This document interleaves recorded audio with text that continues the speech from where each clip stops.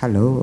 What we mean for this context is we allow that the assets are coming from outside Thailand, because in Thailand we can do anyway. We already allow it, but the new regulation is allow that the REIT and the infrastructures can be located in other countries and do the instrument vehicle and list on the exchanges. Can I make a comment about the capital controls, if I may? Because this was a discussion as well in Latin America. When you, again, taking Adam's point, what we decided to do was to act. So it was an initiative brought forward by the exchanges, not the regulators. But in the end, we needed permission. But we decided to go forward nonetheless. So when we started the conversation with the central banks and the regulators, they were all very concerned about capital flows in the region.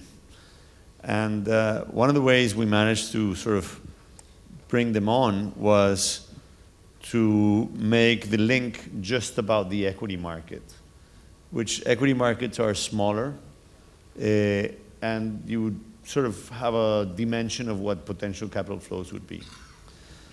So that allowed the regulators and central banks to be comfortable, and after 4 years now they're ready to open up to the bond markets, which are much bigger. So maybe a stepwise approach is okay. The sad part of the story is that the actual cross-country flows have been very, very small. So unlike the Shanghai-Hong Kong link. And there's an issue to that we need to all discuss, which is the cultural barriers that there are between the countries. Even if you open up the regulation, people are not going to naturally go and invest in the country next door. So there's something else that needs to happen. And education is one, making it easier and so forth. But maybe the step-by-step approach is good, and the equity markets are a safe bet, because the flows will not be that large. Thank you. And I got one question from the floor, very interesting one. The question is that, this one is to everyone on the panel. How the latecomer or the least developed country would get the most benefit from the integration? This is, I would say, a very critical question. What would be your response, please? Anyone? Well, I have the benefit of the experience. And I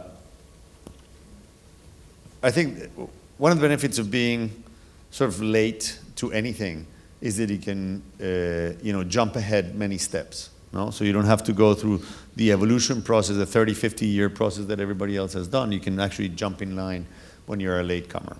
So you can learn from what other people have done and actually try to fast forward.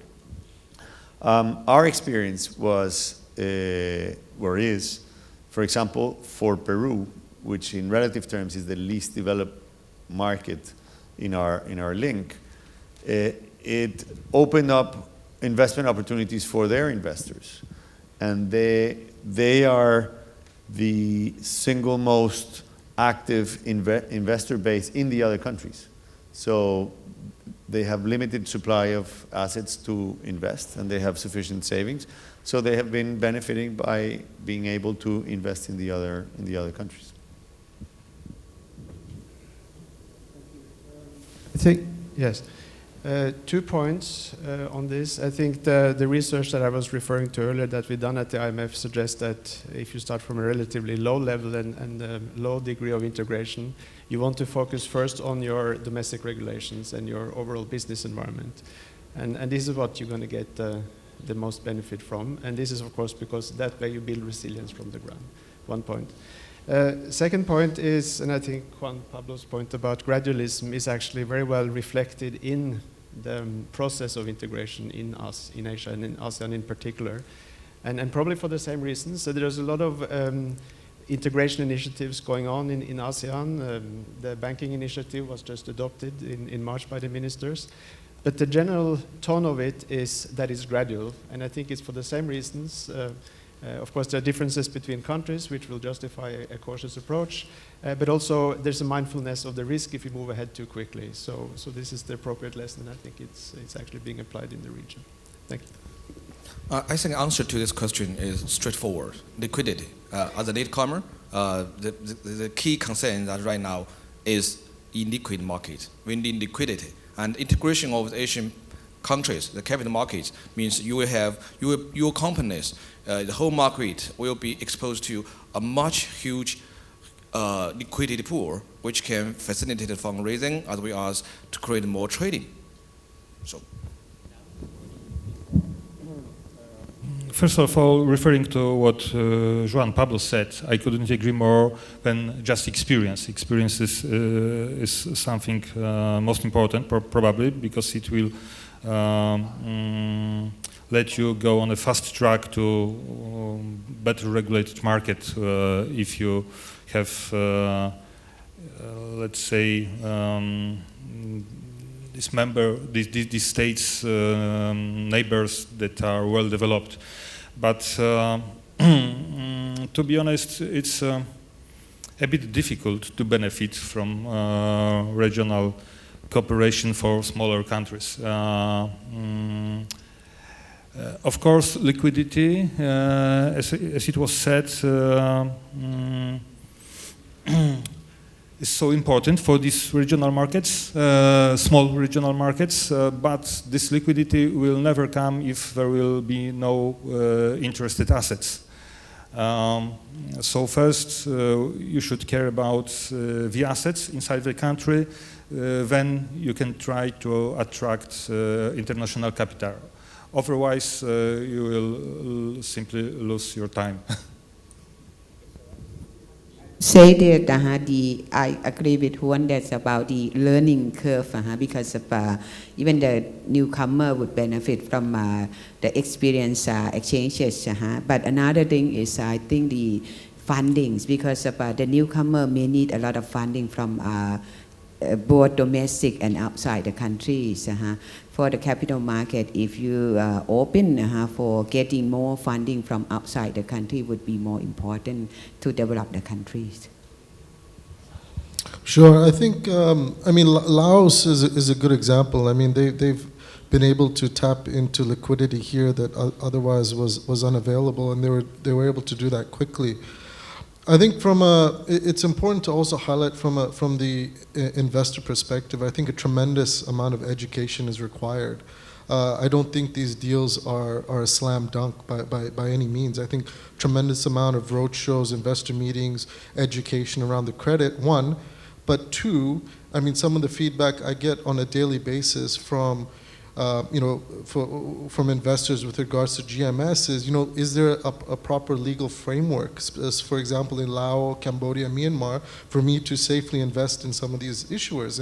And I think that as so the liquidity side is being solved for, so issuers do have access to liquidity, but all the infrastructure when it comes to legal framework and enforceability under law in these jurisdictions is paramount from an investor perspective. Thank you. And actually, I have the last question here, but I think I better let Harry and Kun Kesara talk about it later behind the scene, because it's about the Hong Kong-Shanghai connecting to the ASEAN link. So maybe you can work together later. Lastly, thank you very much for all participants, the panelists. I have to apologize that I don't have enough time for you all today. And please, I would like to ask everyone on the floor, please give us a big hand to the panelists on all the information and all the wonderful comments that they have been giving to us today.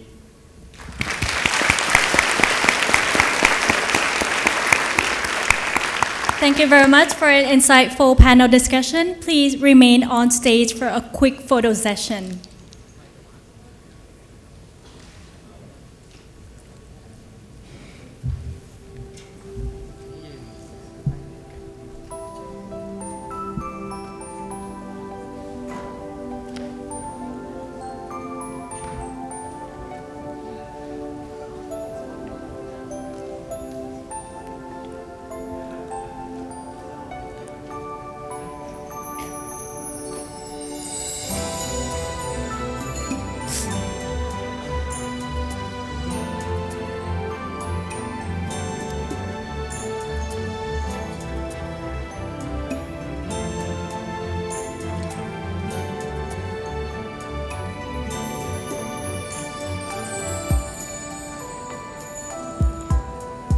Thank you. And presentations and speeches of all the speakers can be downloaded through two channels. One is website of the set.or.th/ICMC, and another channel is by QR code at the back of your badge. So that's two channels. And let's have lunch at Crystal Hall A next to this conference room, and I see you all again at 2 p.m. Enjoy your lunch.